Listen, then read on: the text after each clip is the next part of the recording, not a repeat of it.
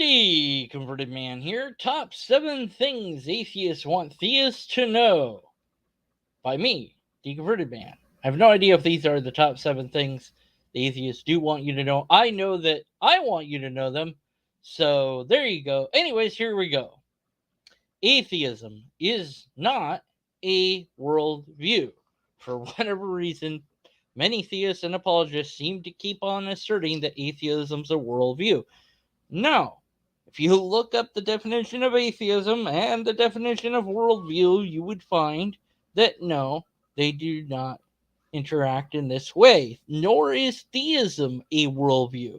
Christianity, Catholicism, Islam, Judaism, those are worldviews. Secularism, humanitarianism, those are worldviews. But atheism and theism are not worldviews. They do not describe enough characteristics about the person to allow one to extract what the worldview is of the person from the label alone. Skepticism could be a worldview, but it might not be. It depends on what skeptic you ask. But at any rate, atheism isn't a worldview. Why apologists would say this, I don't know. Perhaps it's an attempt at a 2Q quiz. Like you also have a worldview and your worldview sucks, but my worldview is better. But no, atheism doesn't have a worldview. And if you say, well, your atheism doesn't explain X, Y, and Z, well, yeah, you're right. It doesn't because it's not a worldview. Number two. Atheists do not hate God. And this is another one that comes up far too often. No, atheists don't hate God. I mean, not that I know of. But the idea here is that you cannot hate something that doesn't exist. So therefore, if you hate this, then it must exist. But that's not true. We hate things that don't exist all the time. We hate, like, for example, Jar Jar Binks from Star Wars. I hate that guy, but he doesn't exist. So we hate fictionalized characters and concepts all the time that don't exist. We can hate movies or television shows. We can hate a book. There's also things that you can hate that aren't really real in any sort of meaningful sense or object of our imagination. But by and large, atheists don't hate God. Maybe certain concepts of God are disliked by the atheist, but broadly speaking, no, we do not hate God. Stop asserting things about us. It's really annoying. You're going to keep doing it anyways. Atheists do not secretly know there is a God. This is usually is a Christian motif based on something that the Bible says that everyone knows that there's a God in their heart, but they repress it or whatever. But if an idea is being repressed, then I don't know anything about it, do I? So therefore, from my perspective, I would not know that I am repressing this idea of God. So for me, it's as if I don't believe in God. And that would be just the way it is from my perspective. So I don't think that this is correct. I wouldn't know if I was secretly repressing something for myself.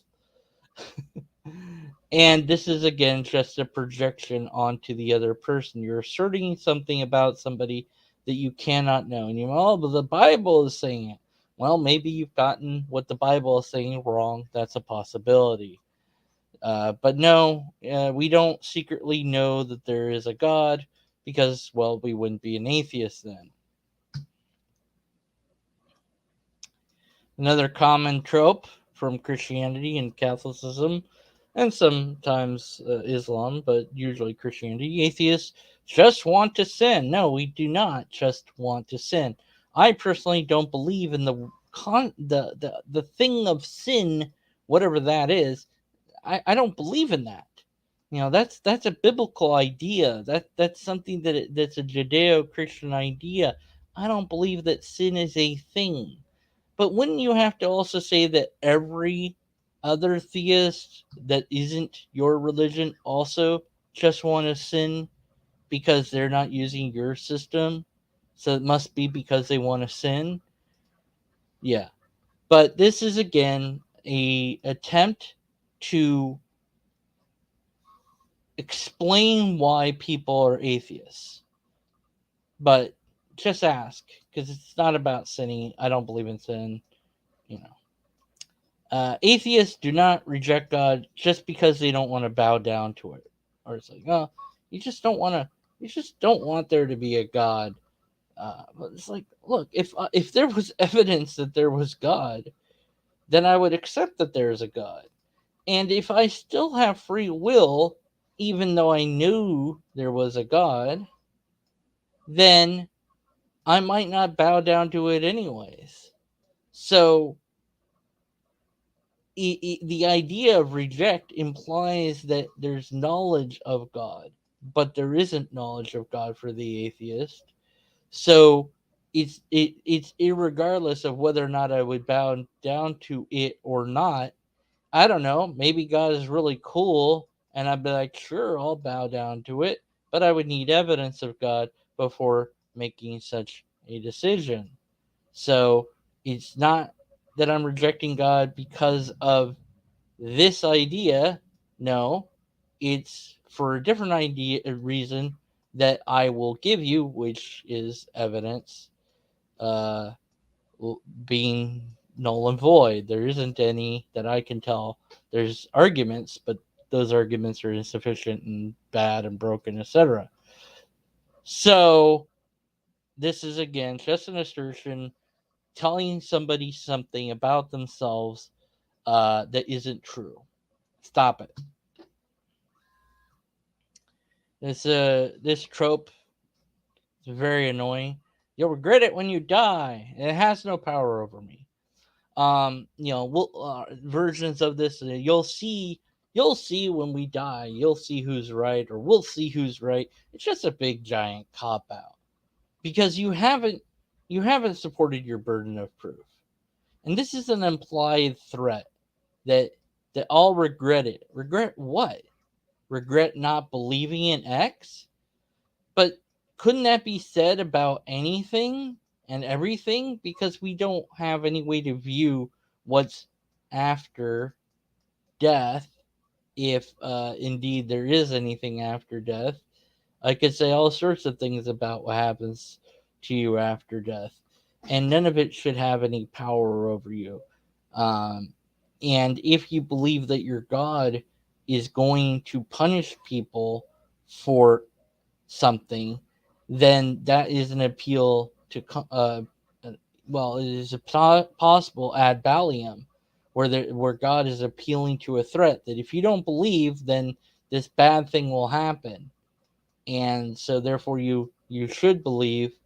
Uh, Otherwise, the bad thing will happen. But then that's not a logical God. So this phrase just makes me think that you believe in an illogical God and or you have no argument. And last but not least, if there's no God, then morals are just subjective. And this is just a big appeal to consequence. It's never been shown to be true either. Morals being objective hasn't been shown to be true. So neither have morals being subjective because there's no God. That hasn't been shown to be true.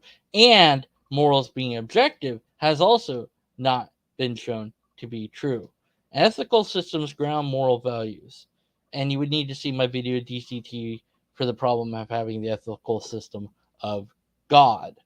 And so, yeah, um, I don't know. Maybe some morals are subjective and others are objective. What would that mean? If that's the case, if some morals are subjective and some are objective, then does that mean that God sort of exists? Does that make any sense? I don't know. It's just you would have to demonstrate that morals are objective, but that's just always asserted and it's never demonstrated to be so, and appeals to your personal feelings or desires or social norms is always brought up with this sort of thing. Rape is, we know that torturing babies is wrong. Rape is wrong. It's like, okay, well, society has agreed that, but how does that show that it's objective? You need to do something more than just say it is. So those are the top 7 things that I think that atheists want theists to know, and there might be more, but those are a good top 7. They're my top 7, and that's it. Okay, thanks for watching. Be sure to like, comment, subscribe. It's a short video from Deconverted, man. That never happens. I better rant for another 70 minutes to make up for it. But I'm not going to do it on this video, but I might do it on the next video. You never know. Maybe I'll go live again. I don't know. I am live. I'm live now, but then the thing in a